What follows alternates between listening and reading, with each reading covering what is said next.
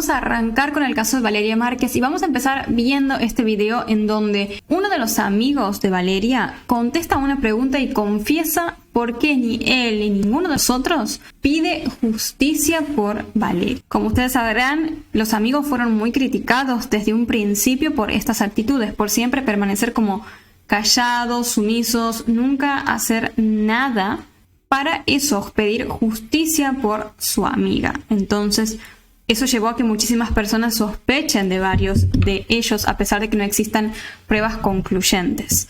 Así que bueno, uno de los amigos aparentemente se cansó y respondió, contestó, confesó con la verdad por qué, o bueno, suponemos que es la verdad, por qué no pide justicia por su amiga. Los amigos de Vale no piden justicia por ella.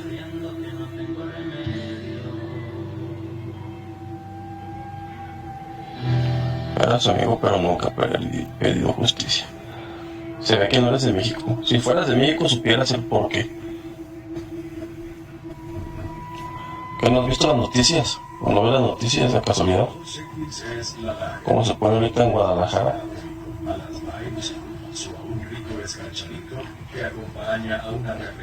¿Tú eres tóxico? Depende.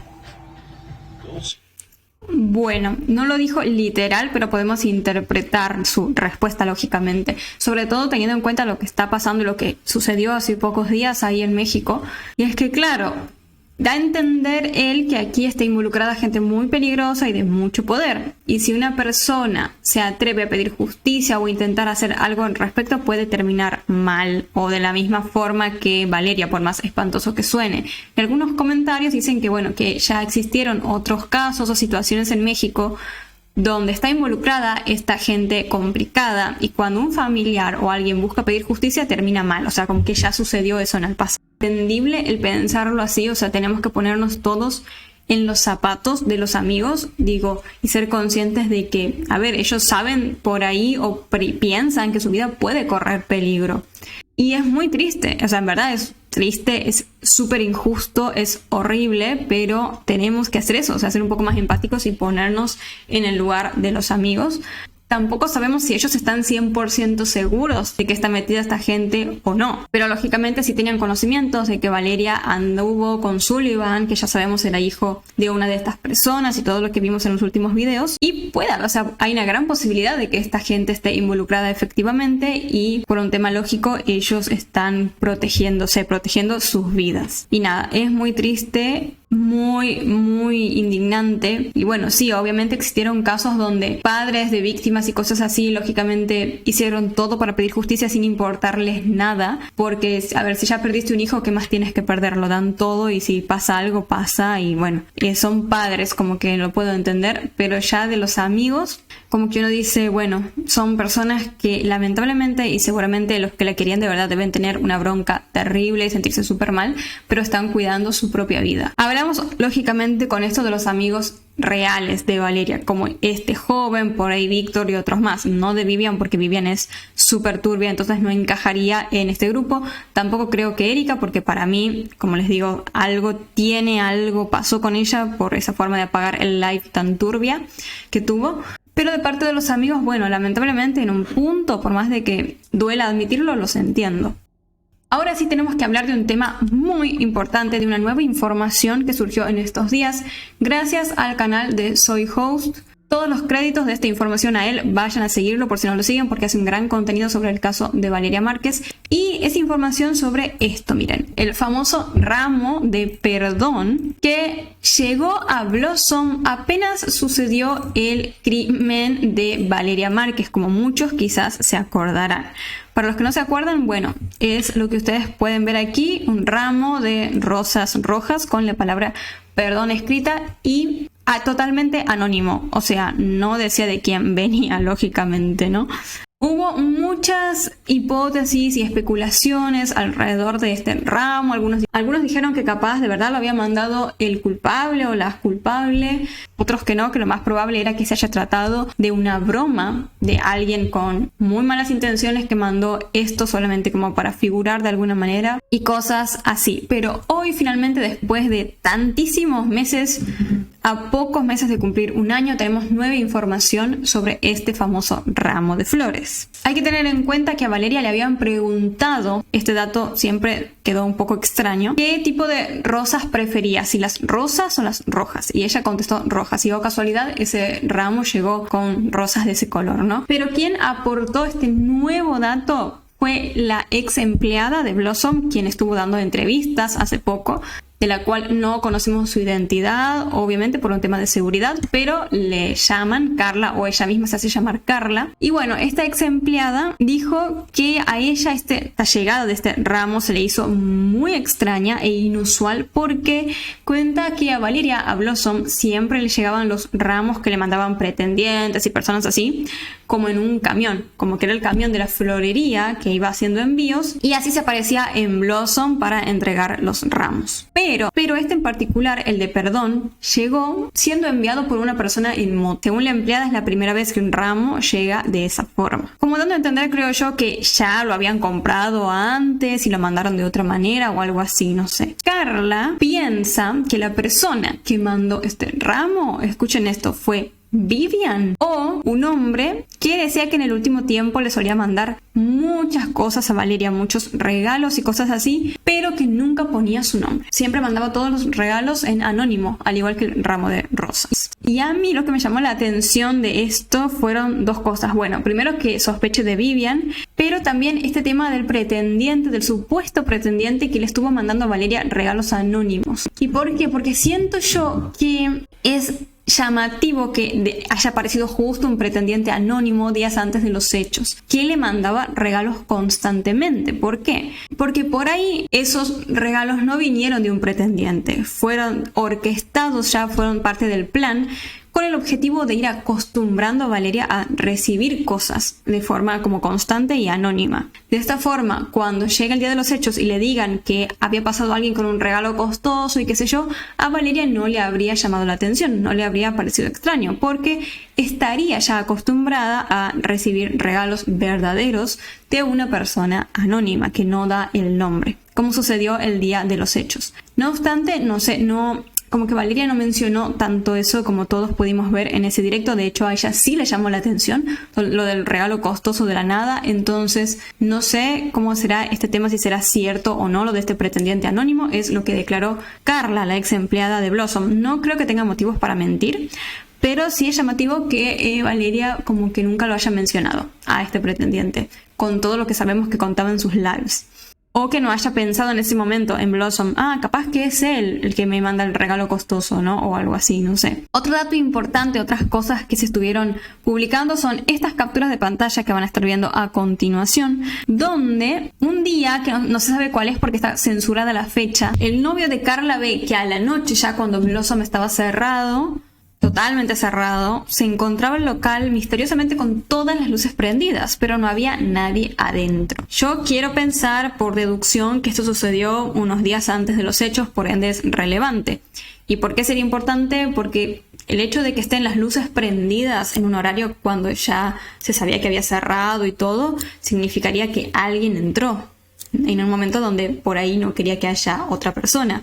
¿Y por qué podría haber entrado? Bueno, no sabemos, para manipular algo, para preparar algo, para mover cámaras. Sabemos que habían unas cámaras que se corrieron, que se sacaron en esos días y todo. Así que, más que nada por lo de las cámaras en sí, es que a mí me llama la atención esto, ¿no? De que hayan aparecido de la nada las luces prendidas en Blossom en horario nocturno. Y uno podría pensar, pero capaz se las olvidaron así a las luces prendidas y todo.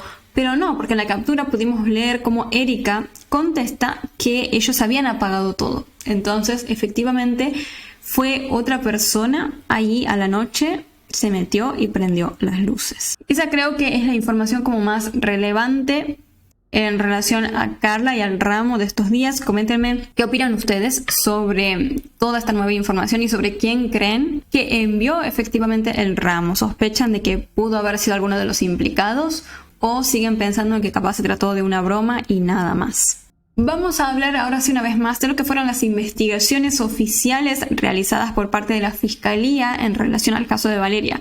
¿Y por qué traigo este tema de nuevo? Bueno, porque varios de ustedes me estuvieron mandando este video para que vea, así que les voy a estar contando un poco lo que se comenta en ese video y relacionándolo con cosas que ya vimos en este canal. Como muchos sabrán, esta información no es cualquier tontería, son datos que vienen directamente del Instituto Jalisciense de Ciencias Forenses. El mismo registró una lista de 30 movimientos periciales que nos revelan qué miraron, qué analizaron, qué piezas ya están determinadas y demás del caso de Valeria Márquez. Según se comenta en este video, los números que aparecen a la derecha de cada dictamen no son simples contadores, sino que son números de contestación. Significan que el perito ya respondió oficialmente al Ministerio Público. En este laberinto burocrático, pendiente, la palabra pendiente, cuando vemos por acá que dicen algunas cosas pendientes, significa que la solicitud fue recibida solamente, mientras que dictaminado indica que el informe final ya fue elaborado. Otro detalle fascinante que se marca en esta nueva información es el tráfico de los laboratorios. Por ejemplo, mientras que informática procesa unas 9 contestaciones al día, toxicología manejaba un volumen brutal de hasta 47 respuestas diarias. Esto nos podría indicar, bueno, como vimos todos, que por más de que el caso parecía estancado, en realidad sí se estuvo investigando al menos una parte. Todos estos estudios comenzaron el día específico del 14 de mayo, un día después de los hechos. En primer lugar se hizo el levantamiento del cuerpo y la balística inicial. De igual manera se fijó la escena del crimen para congelar el momento y evitar que el paso del tiempo contamine las pruebas. Paralelamente se llevó a cabo la autopsia que determinó oficialmente la causa de muerte de Valeria y donde se tomaron las muestras necesarias. Algunas personas desde un principio cuestionaron la rapidez con la que se le entregó el cuerpo de Valeria a la familia tras la autopsia. Como que muchos dijeron, me acuerdo en ese momento, que el funeral, el entierro se había hecho muy rápido y todo eso. Pero según se comenta en esta nueva información, este es un procedimiento normal. Si la identidad de la víctima ya está clara y la causa de muerte es evidente. Como que no hay razón técnica para retenerlo más días. Y la investigación debe continuar con las muestras que ya fueron tomadas. Y efectivamente fue así. En esa misma semana los estudios de balística determinaron las trayectorias de las balas y el calibre probable de la munición. Entre el 15 y el 21 de mayo la investigación activó el sistema AFIS, algo que ya vimos un poco en los videos anteriores. Esto se usa para comparar fragmentos de huellas dactilares, lo que podría confirmar que sí hallaron en la escena material útil para identificar a alguien, al presunto agresor. También, como vimos en el video anterior de este tema, se realizaron pruebas químicas para detectar la presencia de semen. Que esto es algo que a mí me llamó muchísimo la atención porque dije, ¿por qué tomaron la decisión de hacer eso? O sea, ¿de quién sospechan específicamente? Según esta nueva información, no quiere decir que esto haya confirmado, que haya alguna sospecha con una persona específica o que se crea que haya habido una agresión sexual, como de hecho está muy alejado del caso de Valeria eso, sino que más que nada es un protocolo aparentemente que se sigue en casos de feminicidio, porque este caso desde un principio, como ustedes sabrán, lo catalogaron como un feminicidio, entonces como que llevaron a cabo todos los protocolos de eso. Pero como vimos un poco también, la investigación no se detuvo en lo físico, se procedió a la identificación y adquisición de datos del celular de Valeria Márquez. ¿Qué significa esto? Bueno, básicamente que se copia bit a bit para estudiar WhatsApp, TikTok, correos, llamadas, con el objetivo de reconstruir los últimos movimientos de Valeria y las tensiones previas que podrían haber existido. El día 17 de junio apareció un término muy particular en estos dictámenes: absorción atómica en superficies. El término superficies es muy amplio, como que puede incluir ropa, objetos o incluso muebles donde pudo haber sido manipulada un arma. Como para ver, calculo yo, esto es, no sé, determinar en qué partes de Blossom se manipuló esa arma y quiénes lo hicieron. Porque esto podría determinar que capaz, por ejemplo, Erika hizo algo con eso, que solo fue el sicario y así. Y ahí es como que quedó todo medio trabado luego de eso y recién volvieron a ver noticias el día 28 de noviembre de 2025. cuando aparecieron nuevos movimientos de balística. Aquí es cuando tenemos este tema, ¿no? Que se realizó una balística comparativa. Y aquí hay algo muy particular, porque según lo que pudimos ver en el video anterior, como que para hacer una balística comparativa, sí o sí, se decía que la policía, los investigadores tendrían que haber recuperado el arma original, el arma homicida. Pero en esta nueva información se agrega de que no necesariamente tiene que ser así, sino que más bien se cotejan los casquillos recuperados del cuerpo de Valeria, por ejemplo, o de la escena, con armas incautadas en otros delitos meses después. Entonces, si hay algún match, por ejemplo, que ese casquillo coincida con un arma en particular, se abriría una conexión que podría llevar al culpable. Aunque veamos que más o menos la fiscalía y las investigaciones se están moviendo, sabemos que hay muy pocas esperanzas de que realmente quieran llegar al responsable, porque como vimos, parece que está metida gente muy complicada en esto, así que no sé qué tanto podemos esperar, pero al menos podemos pensar que algo de movimiento hay, algo se está investigando y que a algo determinado tendrían que llegar. Por ende, por más de que tengamos muy pocas esperanzas, vamos a esperar, a pesar de todo, que quizás algún día se pueda hacer justicia por Valeria. Ahora sí vamos a continuar analizando cómo la desclasificación de los archivos de Epp, ustedes ya saben quién es, yo no lo puedo mencionar, ha vuelto una vez más a poner el foco sobre el misterio de la desaparición de Madeleine McCann. Una de las pistas más sólidas que hay que relacionan a la historia de Epp con la desaparición de Maddie es este tema de que el rostro de Ghislaine Maxwell, la mano derecha de Epp, guarda una similitud escalofriante con uno de los retratos robot que se hizo en su momento de uno de los sospechosos de haberse llevado a Madeleine en Portugal. Aunque por años no hubo confirmación oficial, estos documentos podrían sugerirnos que la policía británica quizás ya consideraba a Maxwell como una persona de interés en el caso desde hacía tiempo.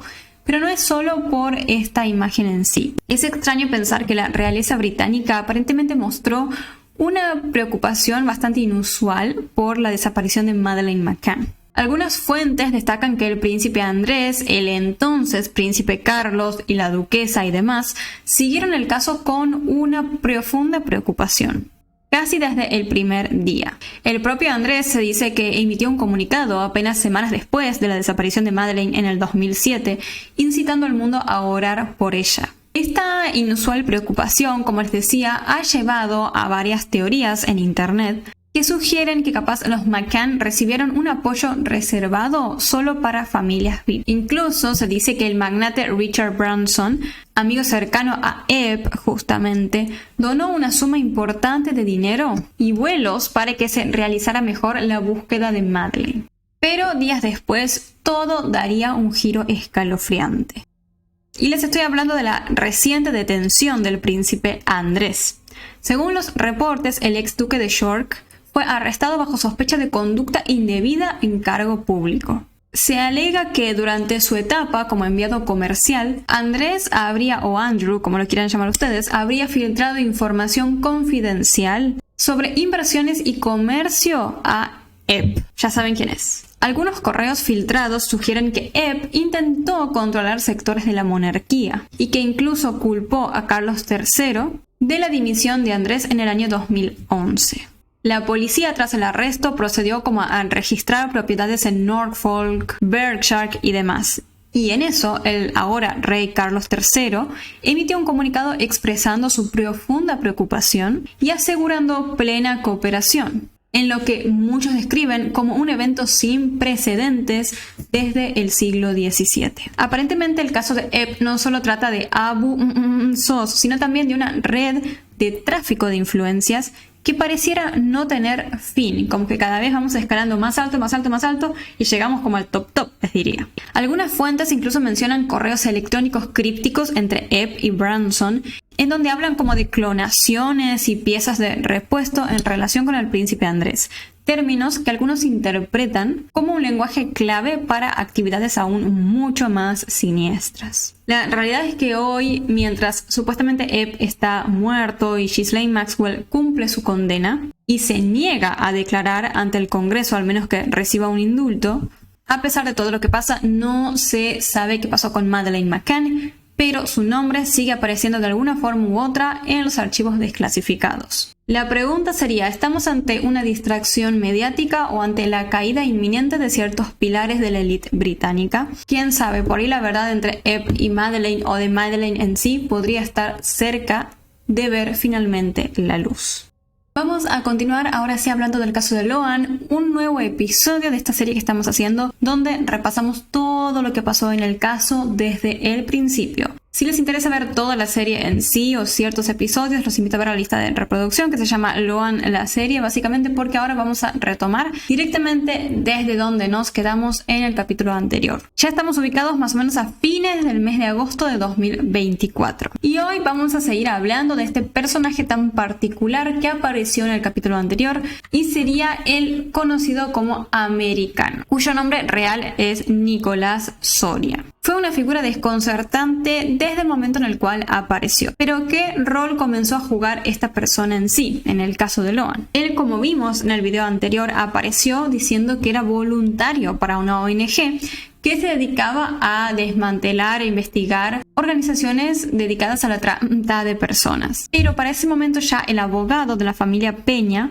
acusó formalmente a este americano, a este hombre, de haberse querido hacer pasar también por un agente de la DEA, la Agencia Antidrogas de Estados Unidos. O sea, sí, una locura, porque estamos hablando de un supuesto agente de la DEA operando en un paraje rural de Corrientes, Argentina. Pero ¿cuál sería el propósito que podría haber tenido el americano al hacerse pasar por este agente? Bueno, según las denuncias del abogado, el objetivo de esta persona habría sido extraer información sensible e infiltrarse en el círculo íntimo de la familia. Y efectivamente lo hizo, o sea, logró tener bastante acceso. Se sabe que este individuo, el americano, acompañó a declarar a Macarena, la hija de Laudelina. Y esto nos demuestra lo peligroso que es todo, porque estamos hablando de que un extraño, un desconocido, logró penetrar el cerco de testigos fundamentales del caso de Loan. Ante toda esta situación, esta denuncia y lío mediático, el americano salió a hablar en su momento. Dio una entrevista televisiva donde se presentó como una persona que no tenía nada que ver con un infiltrado. Él afirmó que solamente era un voluntario genuino de una ONG internacional contra la trata infantil. Y además de eso, en esas entrevistas que dio, aportó cierta información sobre el caso. Y es información bastante fuerte que te hiela la sangre realmente, pues dijo que por cómo operan este tipo de redes criminales, a nadie le serviría que Loan estuviese, por ejemplo, muerto. Básicamente dando a entender que al menos para ese momento Loan debería haber seguido vivo, pero no solo dijo eso este americano. También vinculó la desaparición del niño con organizaciones criminales internacionales, comentando que son organizaciones que, según menciona, cometen este tipo de delitos porque generan más dinero que el narcotráfico. Pero en esos días no solo se habló de lo que pasó con este americano, sino que se volvió a poner foco sobre los familiares de Loan y ciertos secretos que parecerían querer ocultar.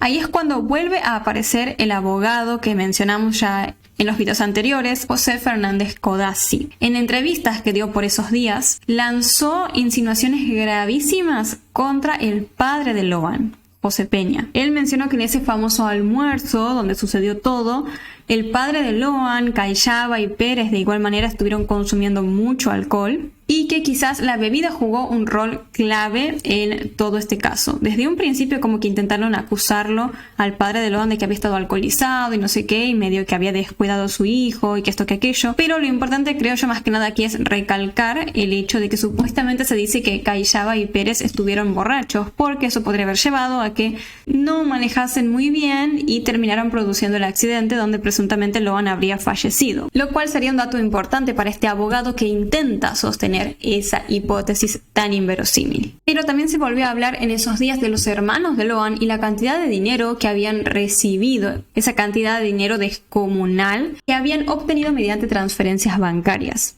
El tema es no solamente haber recibido ese dinero, sino que se generó una enorme controversia porque se comentó que los hermanos de Loan habrían comprado una motocicleta de alta gama en medio de la búsqueda de su hermano. Uno de los hermanos salió a hablar y a defenderse en ese momento y dijo que esa moto no era para tener un lujo en sí, sino que la consideraba una herramienta indispensable dentro de una zona rural para trasladarse por caminos difíciles y continuar con la búsqueda de Loan. Además explicó que la compra efectivamente se financió mediante donaciones de la gente manejadas con total transparencia. Pero la respuesta que dio la familia ante todo lo que estaba sucediendo en esos días va mucho más allá de justificar la compra de esta moto, porque plantearon una de las teorías posiblemente más oscuras del caso de Loan. Ellos apuntaron directamente contra Codazzi de haber manipulado a la Odelina, con el objetivo de que ella fuera, obviamente, y declarara todo lo del accidente. Incluso dicen que le prometió a ella entregarle un departamento y otras cosas más a cambio de hacer esta declaración falsa. Recordemos, la declaración sería que Pérez y Callava habrían atropellado a Loan tras volver de la casa de la abuela Catalina el día del almuerzo.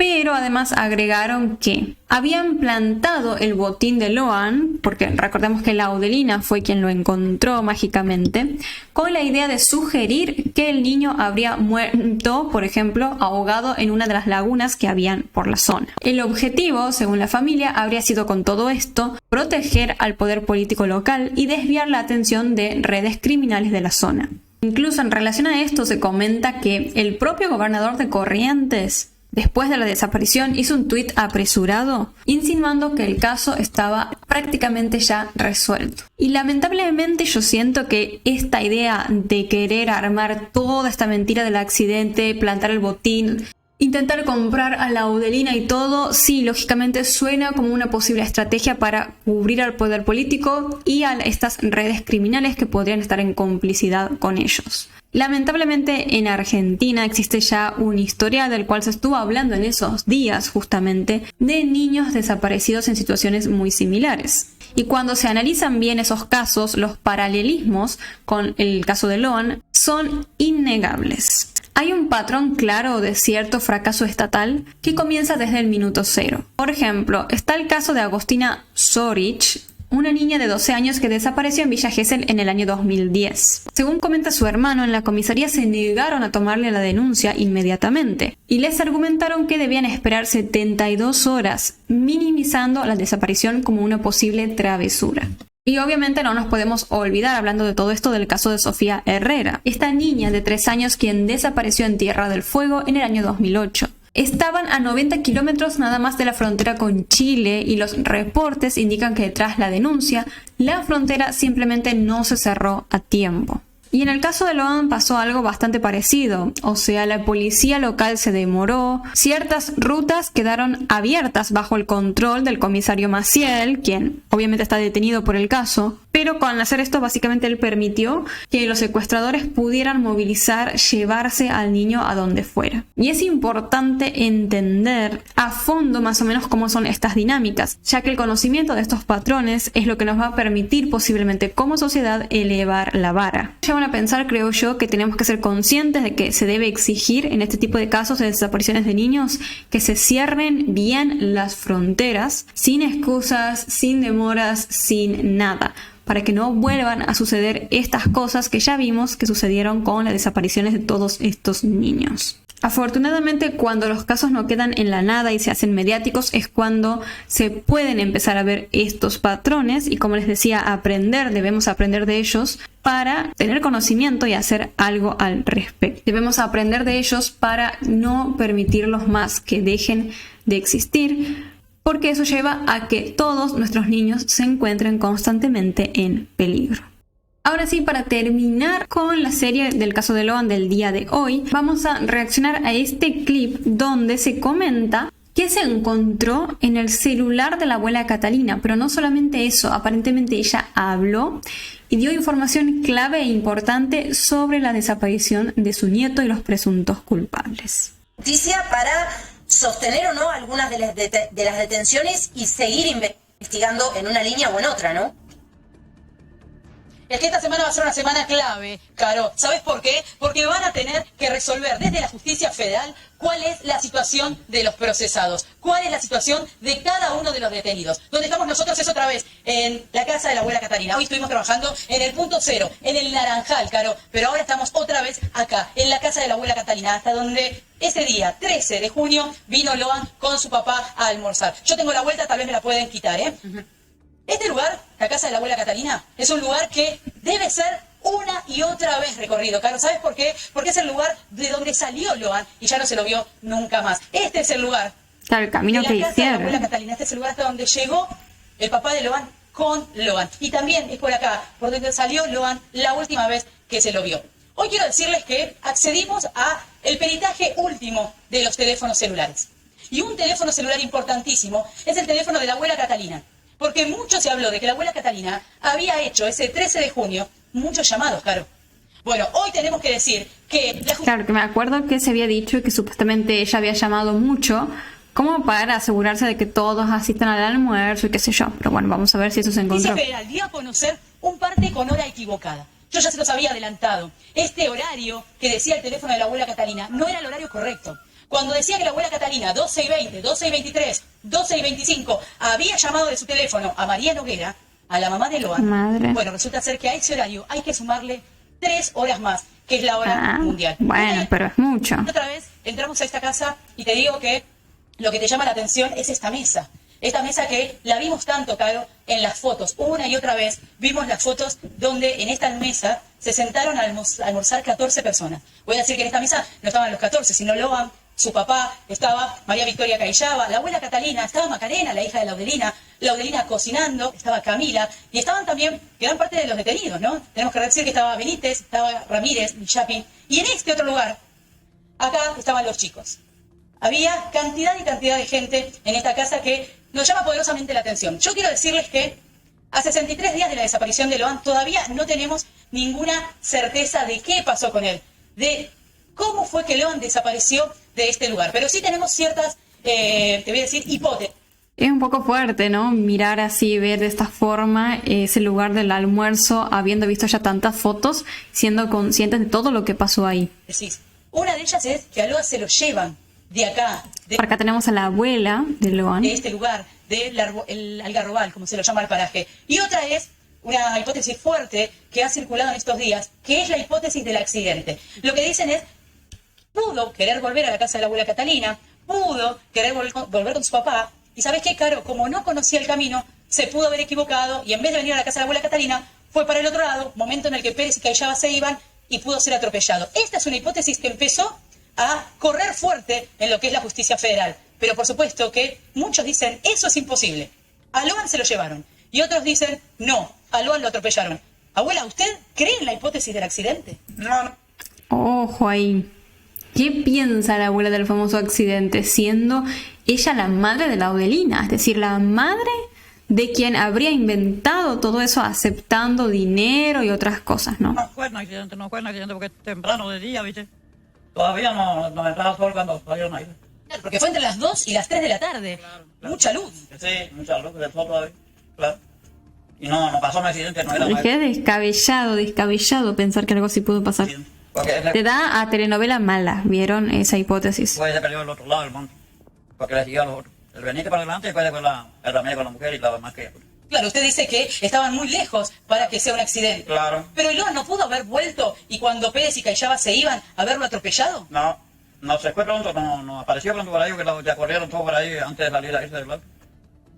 ¿Le puedo hacer una pregunta? Que siempre uno tiene la duda.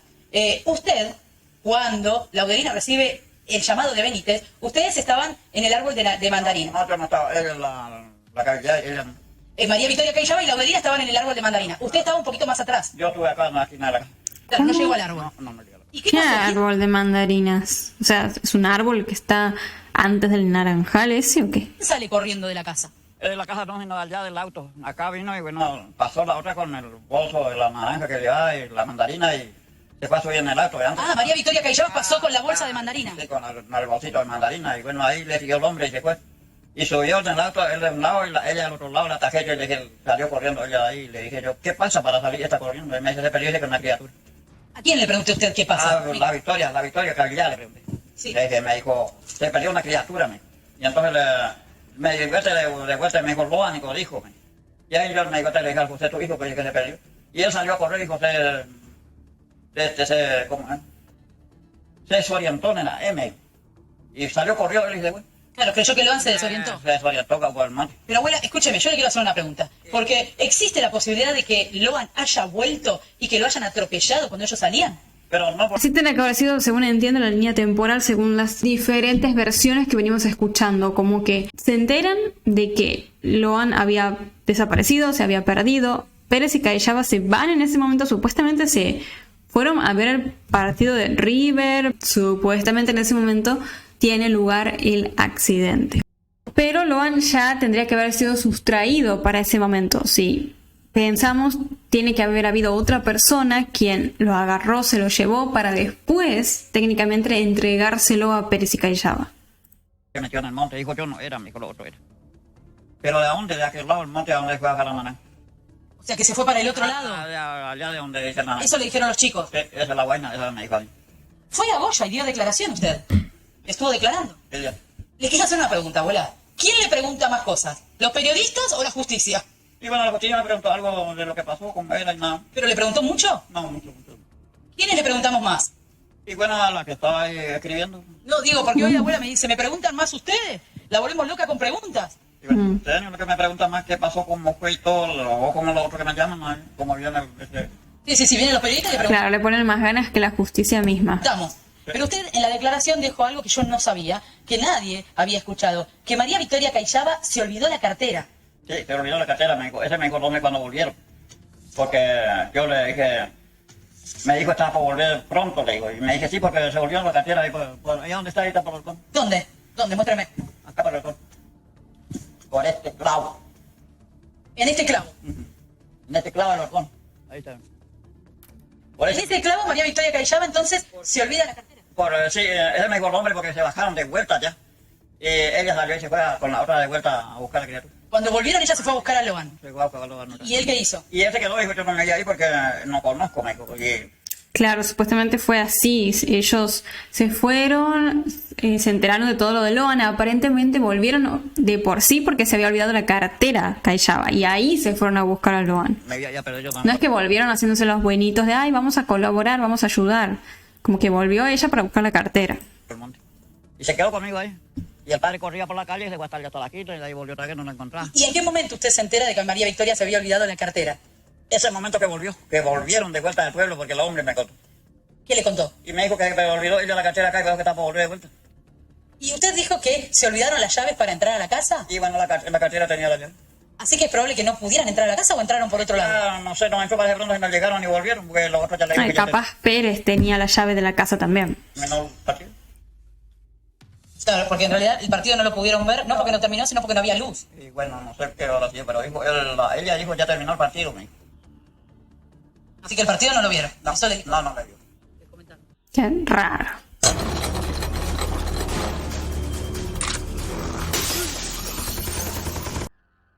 Claro. Abuela, ¿se acuerda que usted nos contó que había perdido el celular y que por eso le pidió a San Antonio encontrarlo? Claro. San Antonio en algún momento hizo fuerza, usted encontró el celular que había perdido y usted decidió hacer el almuerzo. En un momento... Yo le prometí, dice que vos estás haciendo pedido a un santo, tenés que prometerle lo que vos vas a cumplir. ¿Y usted qué le había prometido? Sí, yo le prometí a los pollos que se iban cruzando así adelante de mí, ahora que me está haciendo falta el celular. Y le dije, bueno, San Antonio, le dije yo que me vuelva a saludar. Estos dos pollos son para todos chafados. Ahí el otro día me llamó ella y me dijo, acá ya se encontró tu móvil. Esta tarde te llevo. Así que usted tenía que cumplir con San Antonio. Y tenía que cumplir con San Antonio y no se da vuelta por mí. Yo lo que le quiero decir es, San Antonio tiene su juego y te sale el juego y cuando te sale. había que cumplir con San Antonio. Usted hizo entonces ese arroz con pollo. Lo que yo quiero preguntarle es, Ok. Era fideo, tallarín. tallarines. Tallarines con pollo. Claro. Le quiero preguntar, cuando Camila dijo, este era un día de pérdida, y usted le contó a la justicia, ¿a qué se refería? ¿Qué era un día de pérdida? Y no sé qué era día, porque era el día de San Antonio. Perder el novio de ella era así. Tenía muchos novios. El día de pérdida es perder algún novio. Pero usted dice que... No, los San Antonio ni pueden buscar el novio y así los casos perdidos. Pero los casos perdidos yo tengo más seguro que cualquier cosa que me perdía en el nombre de San Antonio, ahí me han conseguido.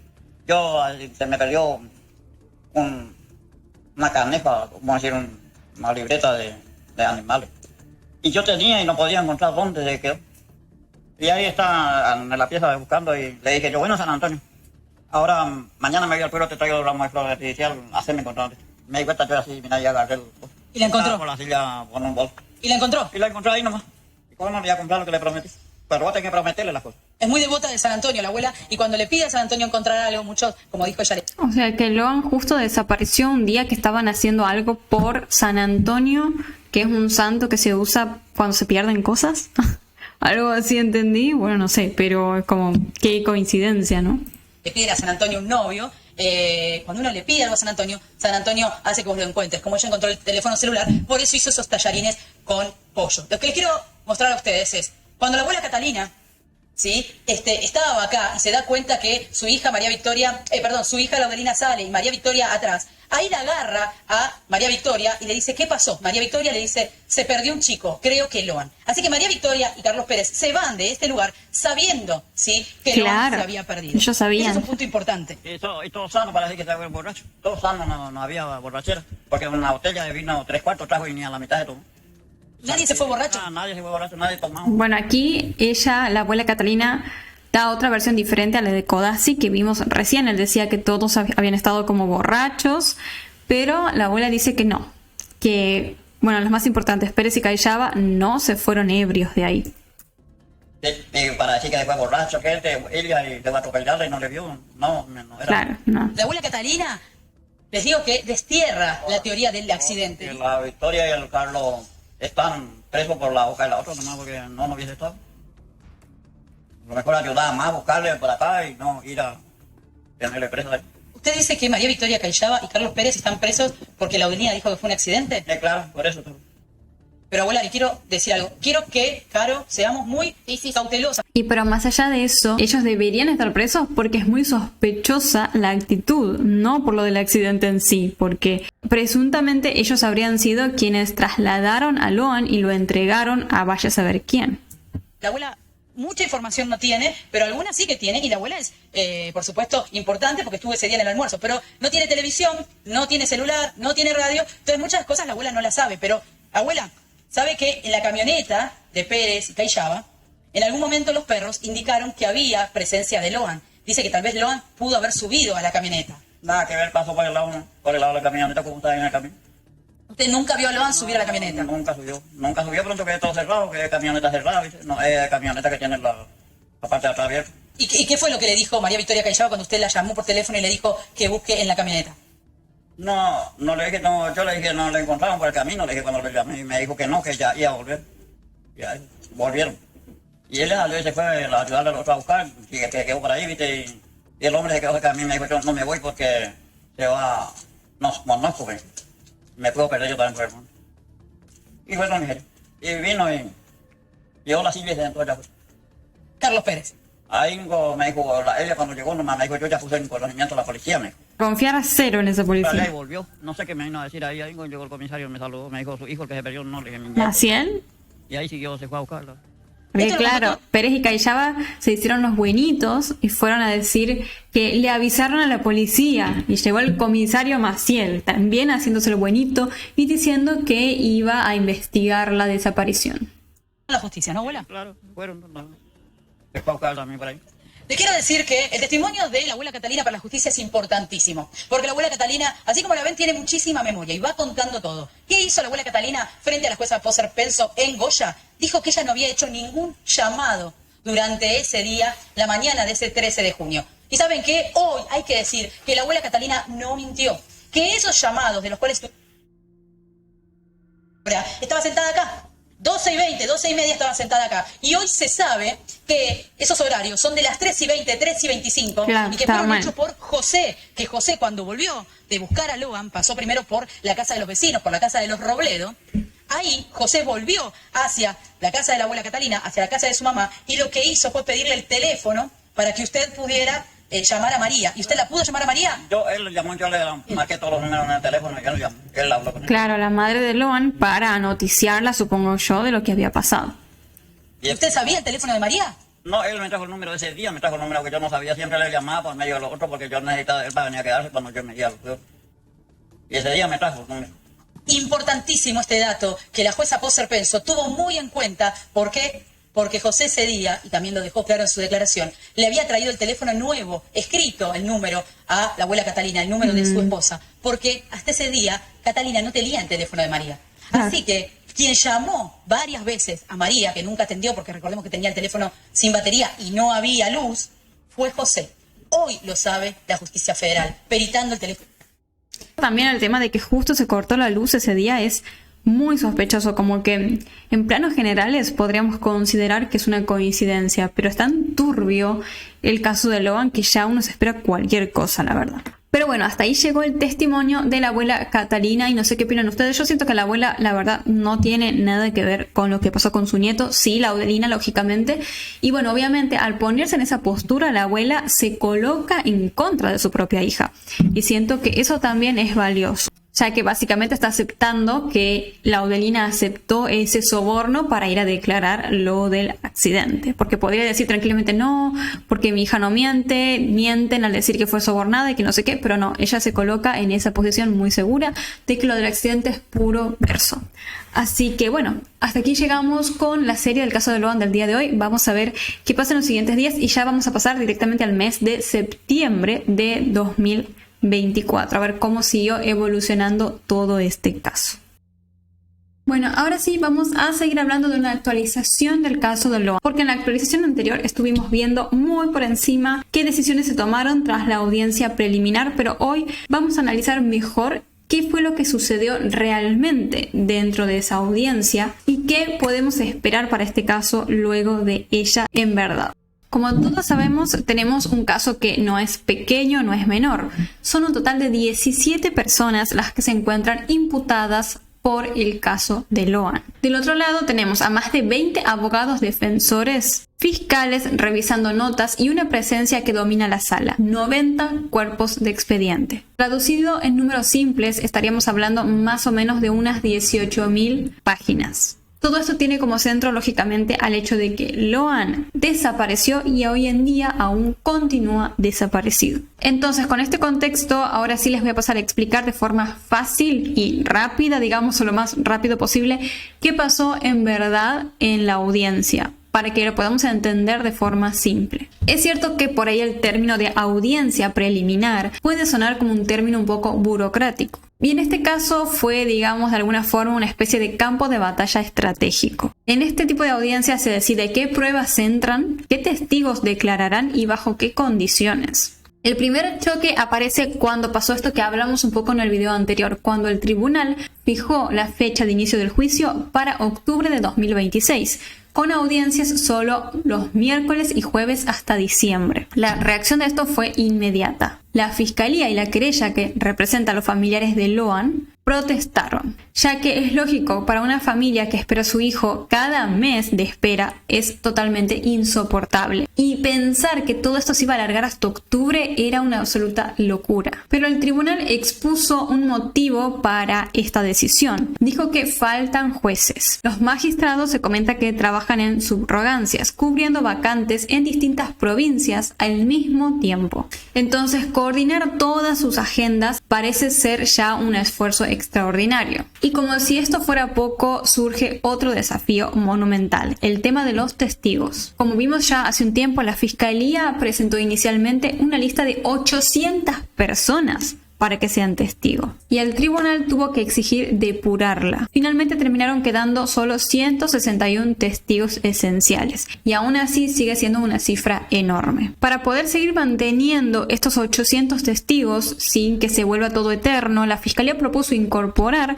por lectura las declaraciones de varios de estos testigos, es decir, leer en voz alta qué fue lo que ellos dijeron meses atrás, sin que comparezcan en persona. Suena práctico, pero la defensa se opuso a esto con firmeza. El motivo central fue el principio de oralidad e inmediatez. En un juicio penal, el derecho a poder interrogar a una persona cara a cara es clave. Porque un documento escrito ya, por ejemplo, no va a titubear, no va a responder a preguntas incómodas, no va a permitir evaluar correctamente la credibilidad. Entonces el tribunal fue bastante claro en esto. Quien quiera que su testimonio tenga peso deberá llevar al testigo al estrado.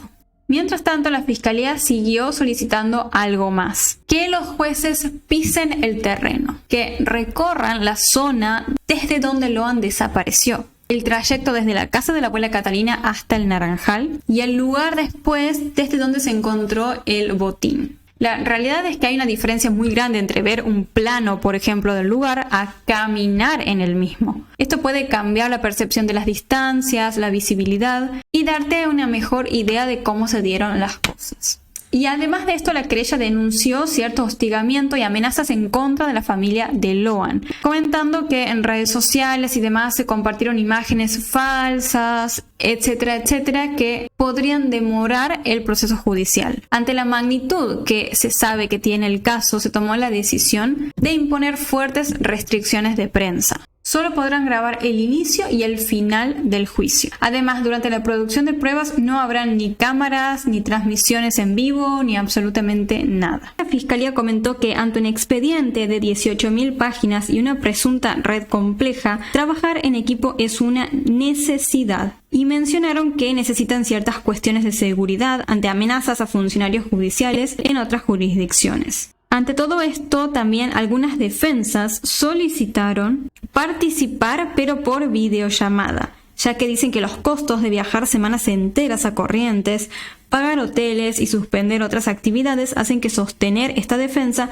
sea económicamente asfixiante. Ante esta indignación, finalmente tomaron la decisión, como vimos en el video anterior, de revocar esa fecha de octubre y decir que el juicio va a dar inicio lo antes posible. En un punto siento que es entendible, no por ponerme en ninguna posición, simplemente viendo las cosas más o menos objetivas. Es un juicio extremadamente enorme y es lógico que por ahí no se dé abasto con todo. Y también esto es un poco por el tema de la mediatización que tuvo el caso de Loan. O sea, es un caso gigante porque, a ver, no existirían tantos testigos, 800, si el caso no se hubiese mediatizado como lo hizo. Así, de esta forma empezaron a aparecer una persona de aquí, otra persona de allá, otra de allá. Y es un poco, digamos, como el lado B de la mediatización de los casos o cuando hay exceso de información, que terminan pasando a estas situaciones donde los casos se vuelven demasiado grandes, demasiado complejos y la justicia tiene que de alguna forma organizarse y poder ver cómo resolver toda la situación. Pero más allá de eso, a mí también octubre me pareció tipo una locura, sentía que faltaba demasiado tiempo. Así que bueno, vamos a ver entonces qué fecha termina colocándose como definitiva y a ver qué sigue sucediendo en los siguientes días con respecto al caso de Loan.